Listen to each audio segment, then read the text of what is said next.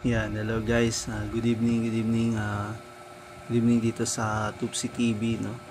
So, ito yung mga naniniwala dito sa attorney na to, check nyo to.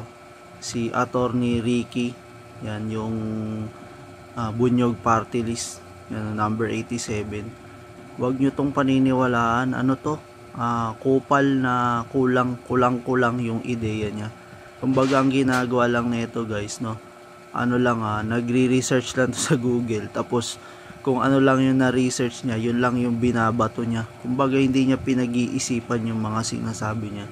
So kung ito mananalo bilang party list, nako, ano lang yan, gagatasan lang yan yung gobyerno natin, no. Hihingi ng budget yan para sa mga walang kwentang rally. Kaya kung ako sa inyo guys, no, mag-isip-isip na kayo sa iboboto nyo. Ito, panoorin natin yung ginawa niya. Ito. Kaya lang nung ikaw ay nag-vlog, ito yung title ng vlog mo sa akin eh.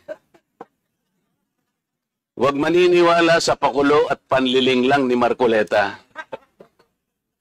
Ano ang panliling lang ko, attorney?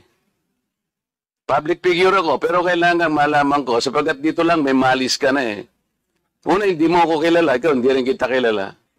Pero dito lang sa title na title pa lang, huwag maniniwala sa pakulo at panlilin lang ni Marcoleta. Attorney, kahit kailan wala akong nilinlang na mamamayan ng Pilipinas. Wala kang karapatan na akusahan mo ako ng ganito. Kung ang pinag-uusapan ay gusto mo lang ma-informahan ang mga nagpa-follow sa iyo kung sino-sinong maraming nagpa-follow. Pwede mo ba sagutin ito muna? Ano yung panlilin lang na sinasabi mo rito?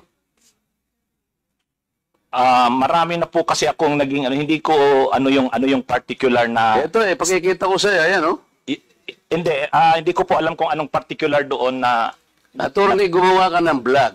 yes po, ako po Responsibilidad mo sa public ito, lalong-lalo na yung naniniwala sa iyo.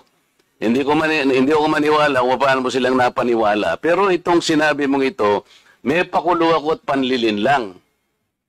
Ito yung sagutin mo. Hindi ako naniniwalang hindi mo naalala ito. Mr. Chair?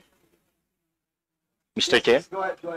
Actually po, dun yata yan sa rally ng Iglesia ni Cristo na naging subject din ako po ng programa ninyo sa yung dalawang pong kasama Honorable Congressman Marcoleta. Ako po yung naging subject nyo doon ni Saganang Mamamayan. Kasi ako yung nag-comment na sabi ko, dapat yung Iglesia ni Cristo, kung talagang malaki yung mobilization nila, doon nila gawin sa Luneta, huwag sa Liwasan. Yun yung kasi, pag sa Liwasan... Attorney, huwag mong nililihis ang usapan. Ang pinag-usapan yung panlilin lang na sinasabi mo at pakulo. Walang kinalaman yung rally ng INC dito.